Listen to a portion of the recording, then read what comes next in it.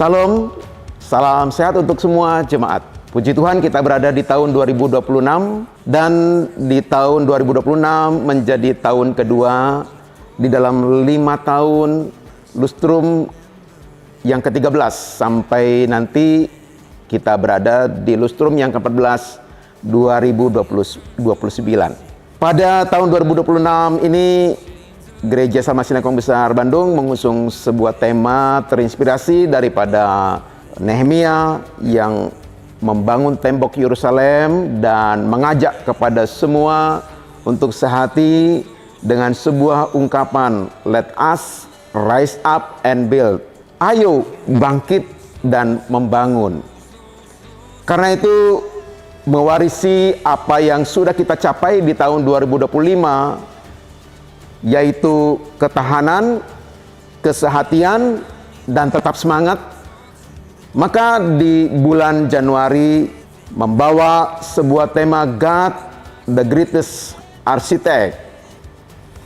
Bagaimana tujuan dari tema ini? Berharap supaya jemaat mengetahui bahwa Tuhan itulah Sang Arsitek teragung, terbesar, termulia. Dan seluruh jemaat memahami dan mengambil bagian untuk terlibat bersama-sama di dalam pembangunan gereja secara rohani.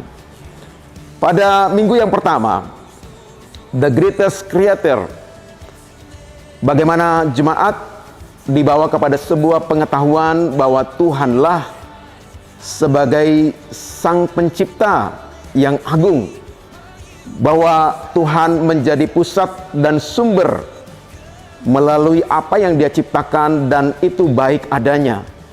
Karena itu Allah yang memulai, Allah yang menjadi sumber, maka Allah juga yang menjadi pusat dari semua apa yang diciptakan itu baik. Pada minggu yang kedua, tema firman Tuhan Divine Blueprint terkait dengan rancangan ilahi adalah rancangan damai sejahtera. Dan rancangan Tuhan itu adalah rancangan yang harus dipahami oleh seluruh jemaat untuk kita dapat masuk dan mengambil bagian di dalamnya. Arsitek yang menunjuk kepada Allah, maka rancangannya adalah rancangan untuk kebaikan bagi kita semua. Di minggu yang ketiga, rancang bangun tabernakel. Tabernakel, di sana ada spirit daripada Allah untuk menjadikan sebuah tempat sebagai tempat pertemuan, perjumpaan, dan juga persekutuan, bahwa Allah hadir di tengah-tengahnya dan terjadi persekutuan dengan umatnya. Tabernakel menjadi prototipe daripada apa yang sudah Tuhan mulai di Perjanjian Lama melalui kemah suci, melalui bait suci, dan bahkan di dalam Perjanjian Baru. Maka setiap umat Tuhan adalah bait kudus daripada Roh Kudus.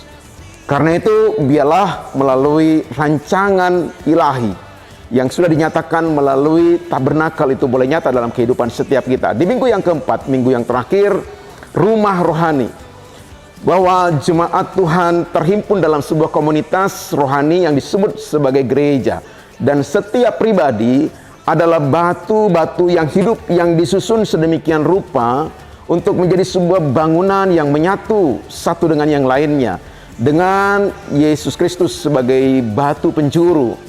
Sehingga dengan demikian rumah rohani berbicara tentang gereja Tuhan adalah sebuah pemikiran Tuhan untuk menjadikan kita sebagai jemaat yang merupakan rumah rohani daripada Tuhan.